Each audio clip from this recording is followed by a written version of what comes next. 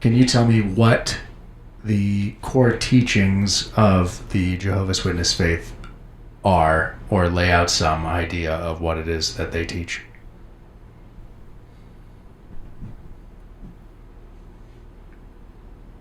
Basically, if you don't do the right thing, you will die. That's it. So just, if you don't do the right thing, you'll die? I mean, there's more to Yeah, that, I mean, isn't there? you're a sinner. So sinners die in the Jehovah's Witness faith? Yeah. Why do they die? Because they sinned. If you don't, the core teaching is if you don't always do the right thing, then you are a sinner. It's more teaching you what is the right thing and what isn't the right thing is where the imbalance is in that religion. What kills you? Doing the wrong thing. Because you'll be brought back no matter what. That's what they think. They just have no words for it. It's... If you do something wrong, then you're not going to live forever. You can't live on the paradise earth. You can't do any of that stuff. So you always want to do the right thing because the whole point of being one is always doing the right thing, but they teach you what the right thing is. Sometimes people teach you what the right thing is something that is the wrong thing. What do they consider to be the right thing? In a sense of what I personally believe is the wrong thing that they teach is the right thing, or what am I taught, or what was I taught as a Jehovah's Witness was the right thing, as opposed to what I think is the wrong thing. So what they taught was you can only hang out with certain people, and you can only associate with certain people, and the only other people that are good people are Jehovah's Witnesses. That's not the truth. You can go out and meet someone that has a wonderful soul right down the street, but they teach you that if you talk to that person and he's not a Jehovah's Witness, he or she, whatever, they're a bad person. Unless you try to preach to them. If you preach to them, then you get to count that as field service hours, which is great, right? That makes you look better because you were preaching for a certain amount of time. If the person comes with you, then they're accepted. If they don't, then they're just a bad person and you shouldn't associate with them. That is how the teachings go with them. They say, oh, this person is communicating with bad association because that person's not a Jehovah's Witness. That person's not a brother or sister. That's just what they think. How long are you allowed to spend time around someone who's not a Jehovah's Witness before they start to think that you're just spending time with an enemy or something? Publicly? Is there a exception for private and public time spent? Yeah, most families will make it be private for quite a while, and then it becomes public. And that's kind of up to the couple or whatever is happening with the two people that are hanging out. So they are able to spend time with each other, but they're not able to spend time with each other. And as soon as it gets out to everybody else, that is when all of the other people say, oh, he's bad association. He's bad association because he associates with bad people who they themselves have chose to be bad people. But they don't even know anything about the person. Do Jehovah's Witnesses have a certain title for folks who aren't Jehovah's Witnesses? They call them worldly. Yes. What does it mean to be worldly? It means you're in the world. It means you're not a brother and you're not a sister. It just means that you're a worldly person. It means you don't know the truth. What do they consider the truth? The religion. So the entirety of the Jehovah's Witness faith is called the truth? That's what they teach you to say. They say, oh, you've been given the truth. You should call it the truth. They train you to call it the truth, even though it's not the truth. It's some bullshit thing that people made up. But I won't talk bad about it, because they hand out literature to children that is a little different from what they give to the adults. There's something called My Book of Bible Stories. Is that... Yeah, that goes... That's so much into manipulation, because they pretty much dumb it down, and then they put everything in beautiful art, which is going to, get a kid's attention. And then what's the kid going to do? The kid's going to be like, oh, can we read this before we go to bed? Well, it's a story. A kid's going to believe a story, but he's not going to forget it. And then they have this book that they just give out to families, and now all of a sudden the kid says, Mom, please read this to me. And the mom goes, okay, I guess so. And she reads it and she goes, oh. And then she feels some sort of way, the kid feels some sort of way, and the mom thinks the whole thing is such a giant manipulation. It's awful that they do this to people. So you think that the book ends up bringing adults into placating children? Absolutely. Especially single moms or single dads. I don't even know, but like someone who doesn't have another person to lean on is going to say, this person cares. It's super head game mess. I hate it. What? Way to go in with the deep questions immediately. Tell me about field service.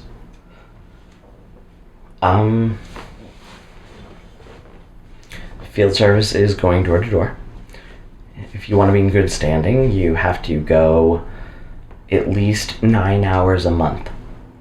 If you do more than 9 hours a month, then you are kind of looked at like, oh, they're a fantastic human.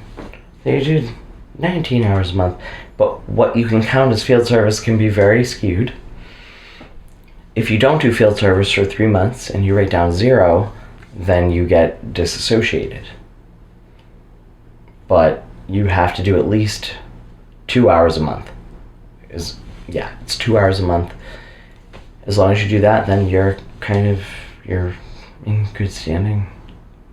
You gotta preach for 2 months and tell people lies. So what a normal human would do is write down 2 on the bottom of their sheet and stick it in the box once a month with your name on it, and it all gets recorded.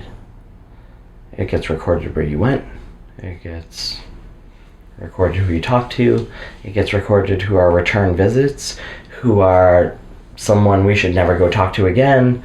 The whole thing is more... I feel like I'm probably putting myself in danger by making these. I'm explaining the entire game that these people are doing to make jillions and millions, and I don't even know how much they're worth. I know they have a bunch of big houses in New York or something. So people are incentivized to be in good standing. Oh yeah, you definitely want to be in good standing. If you're not in good standing, then you're bad association. You mentioned earlier that you could take worldly time spent with worldly people and call it field service. Is it often that people in the congregation would spend time outside of their own and just call it field service? I believe that there is a lot of false recordings, but an example of a false recording would be exactly what I'm doing right now.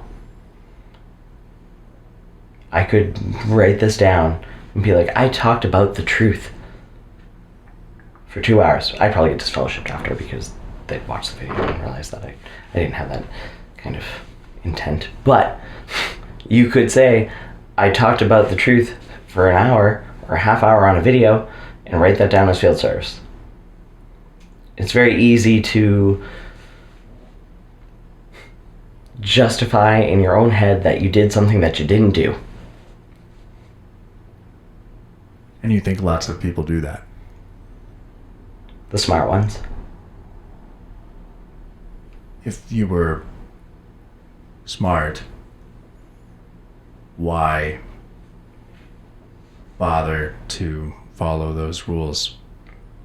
Exactly. That's why they would write down 2. Just stick their slip in. Did you do that? I did it. No, I just did it because I never kept track You didn't keep track of of your my own time. You didn't keep I track used of to your own actually time. go like twice a weekend, and I just never wanted to record it, so I just kind of wrote down 2 to just kind of be like, okay, I'm still under the radar. But at one point I did an auxiliary pioneer, which is another level. People treat you differently. They're like, oh, that person's an auxiliary pioneer. They're spreading the truth so much faster. Because they put 80 hours a month, and then people try to flock towards them or give them things that they don't deserve, even though they're not doing them. Like, I had a car that I bought on my own from paper route money given to an auxiliary pioneer couple because they were an auxiliary pioneer couple. They were doing good work, and I thought it was okay at the time because they were an auxiliary pioneer couple. They did 80 hours of talking about a cult to everybody else. And that's what I have to show. Maybe I should just become an auxiliary pioneer and we can get a bunch of free stuff. No, it's not okay. So you did actually participate in a fairly extreme amount of field service, Yeah. putting you in high standing with your, is it just one kingdom hall? Is it the whole thing? The weird thing about that is that I had moved in the middle, and so going from one kingdom hall where I was in excellent standing because I was an auxiliary pioneer, I actually did spend 80 hours going door to door, talking to strangers and meeting all sorts. It's a different story. Going to the next kingdom hall, you kind of have to prove who you are immediately, talk to the right people, talk to the right cliques, talk to the right whoever they are, the elders, kids you gotta be friends with, but you can't be friends with the people that are going there that have kids that haven't gotten baptized. You can't be, it's so cliquey.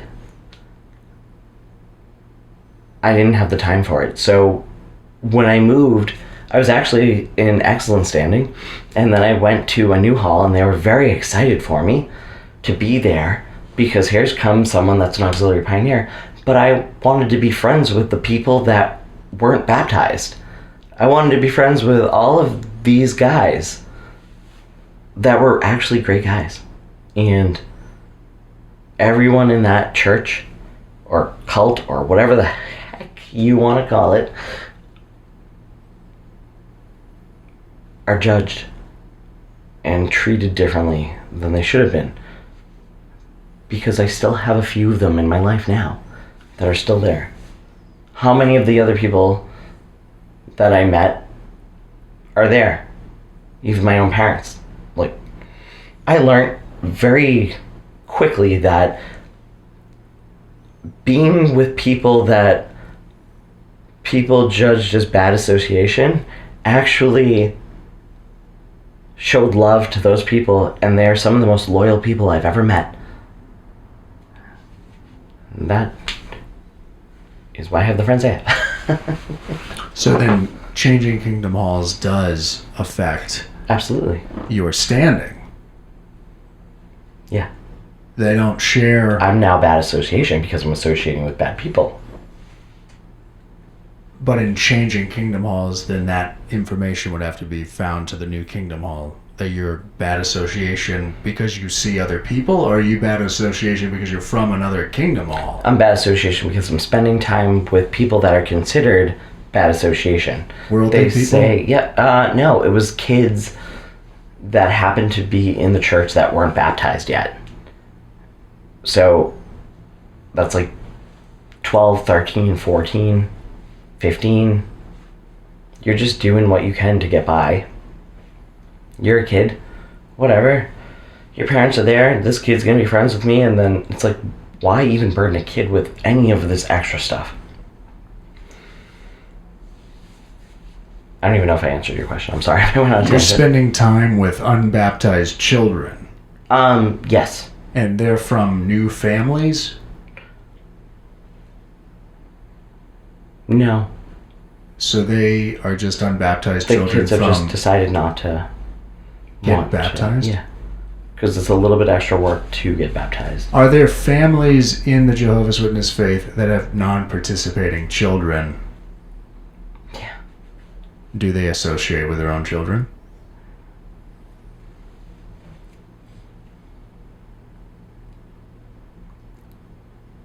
If they legally have to.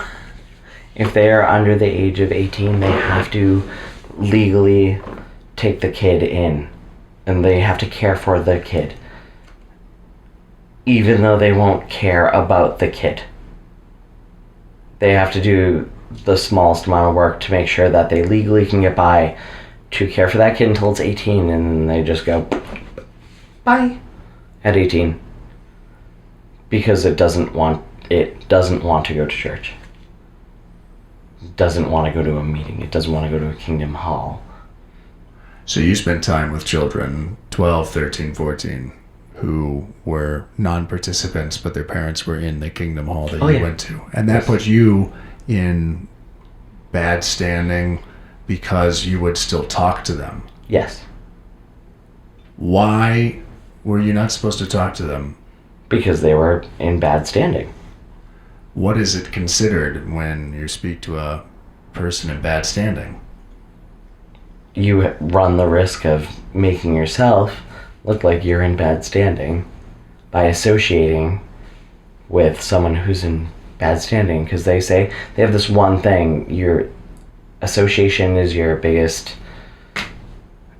Who you associate is who you are most likely to be like. So they never judge you on your own merits. When it's convenient, they do.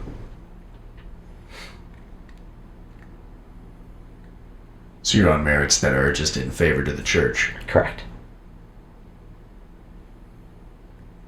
But anything not in favor of the church is considered to be poor behavior or putting you at risk of being seen as bad. It's like it's this weird middle of the line thing where they have it's called marginal, and you're either in marginal standing or not in marginal standing, and if you're baptized or if you're not baptized, and who you spend all of your time with, and who it's like I said, they will judge you very quickly. Did you ever know anyone who was just an expert at pretending to be in good standing? Someone who ever opened up to you and said, "Oh, I'm just doing this because, it puts me in a good spot. It makes it so that I'm treated better." But they told you they were just playing the game and it wasn't just an unspoken thing between the two of you, that maybe you questioned whether they were truly doing it? My mom.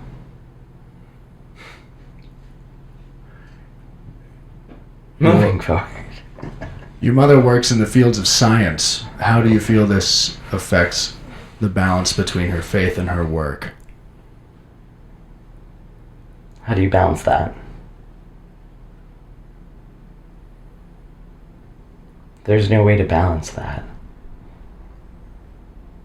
Either there were dinosaurs or there weren't dinosaurs, and maybe they weren't in the Bible or they were in the Bible, but they weren't in the Bible.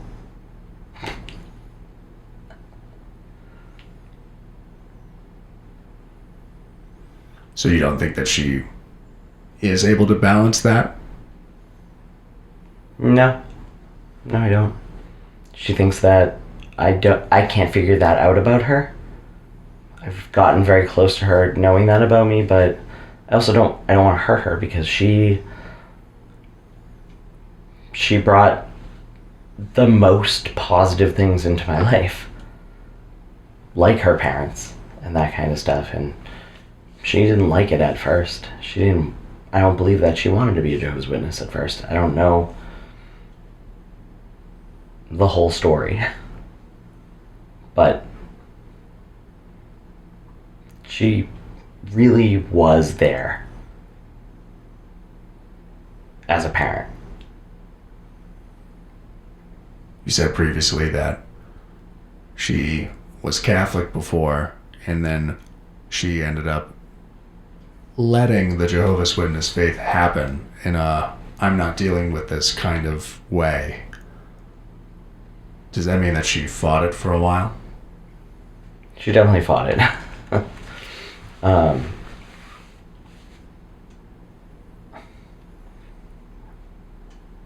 I don't even know what to say because she's just...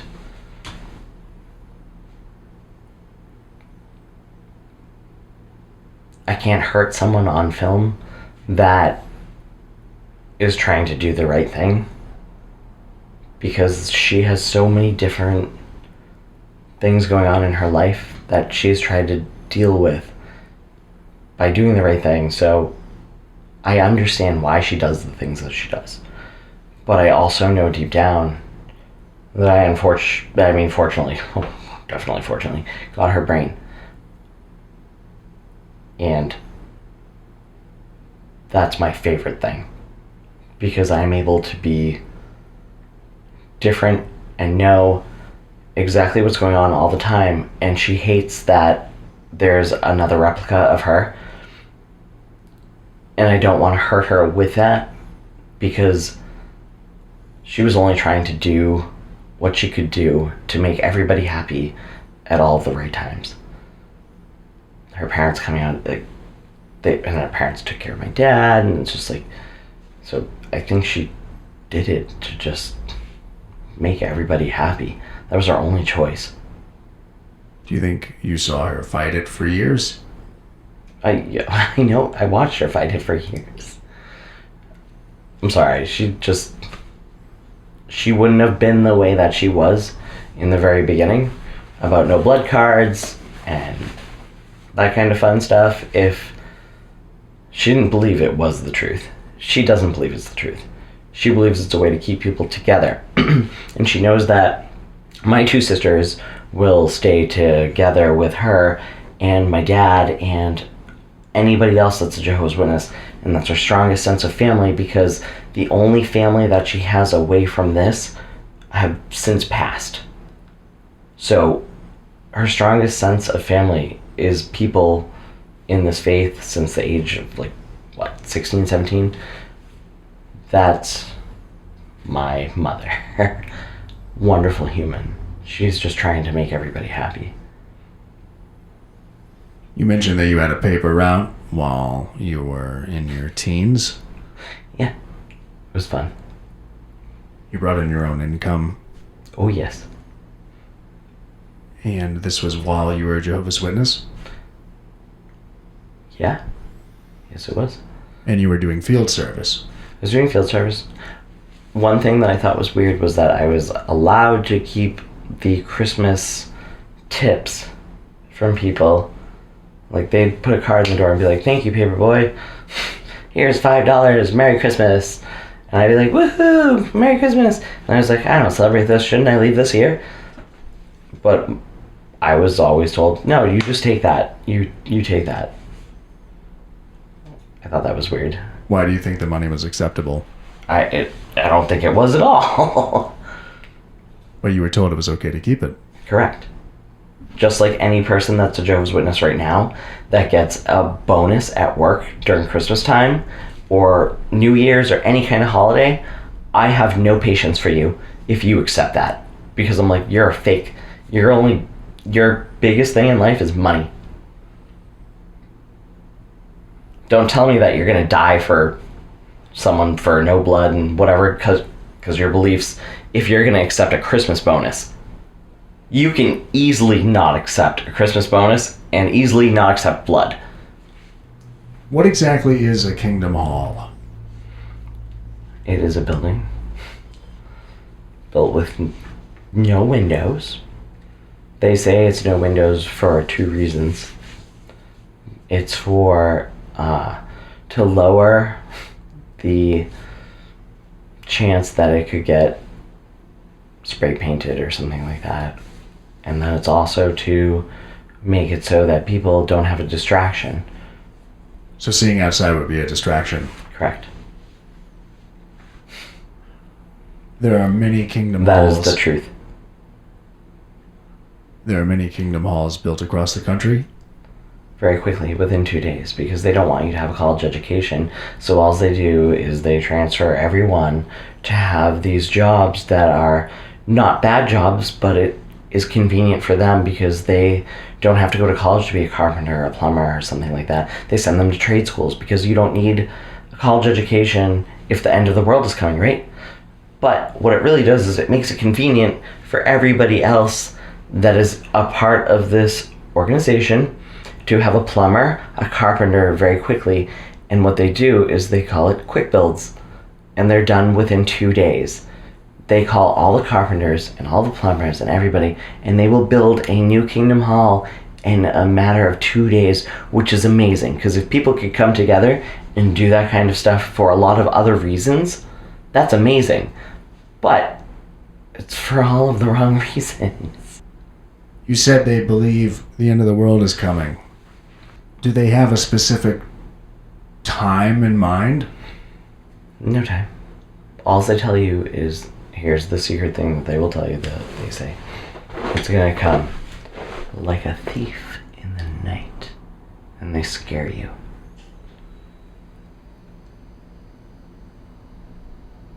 They scare you by saying it's gonna come like a thief in the night, because that actually is a scripture about the end of the world is going to come like a thief in the night. But how do you know what a thief in the night sounds like if you've never heard a thief in the night? So you just won't know and it will be over. You have no idea. You're trapped to be there forever because you don't know. Do they not take any leanings from the New Testament Bible, like the 4 horsemen, etc., and fire in the sky, the 7 plagues? That's all going to happen all at the same time. But you won't see That's it all in coming. Revelation. But you won't see it coming. No, because it's going to come like a thief in the night. Just like COVID. Was that a moment in their faith, this most recent COVID situation? Did they treat that as a end times belief? Because I looked up how many there were before and how many there were after. It seemed to me like that was an end time in their faith, because they lost a good, I don't want to throw numbers out, but it was a large quantity of people, because all those people were forced to believe only what they knew from the news and the internet and what was in front of them. They could only believe that. So it did actually teach a lot of people that maybe they were being lied to. Or maybe they weren't. So you were saying that many Jehovah's Witnesses left the faith during COVID? Yes. Weren't there millions upon millions of Jehovah's Witnesses recorded before? Yes. And the numbers now show much lower. Yes. Do you find it surprising the amount of people that are Jehovah's Witnesses compared to what people might think the number is? Yes. Do you think It's that far more than Scientology, and Scientology is only because it's a lot of celebrities that they prey on because they can get money out of them. Jehovah's Witnesses go for, or I shouldn't say, it's not all of the Jehovah's Witnesses, but it's the organization goes for a different group of people that knows that they only have a certain amount of money and will teach them to give them their money. They tell a long story about how Jesus saved a woman who gave her last 2 pence and she had nothing, and then Jesus went and saved her, and yay. So that's like a positive thing that they teach. So they teach you to give every last dollar you have to the church until you can't afford to live anymore. with the expectation that God will save you after? I mean, hopefully he saves me. Yeah, exactly. That's what I did. I lost a lot of paper route money. How did being a Jehovah's Witness affect school? That was a huge change. You go in one day and you're just this person that, you chill and hang out and everybody likes. And then you go in another day and you don't salute the flag, and all of a sudden everybody hates you because you think you're doing the right thing. Everybody hates you. I watched a teacher. I only knew one other Jehovah's Witness, and I watched a teacher get mad at him for not saluting the flag and make him sit at his desk with his hands underneath. Yeah, he had to sit on his hands and put his head down on the desk. And she was just awful to him. Her name was Mrs. Walsh. And she was just awful to him because she didn't know that the kid doesn't know what they're doing is wrong. She taught me no lesson except for the fact that people take things out on other people for no reason. That kid had no clue that what he was doing was wrong. That was kind of mean. It was very mean.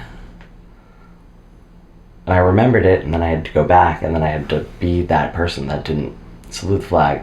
Thank goodness, though, he was in the class, and we were introduced to be friends through the church. Religion. Cult.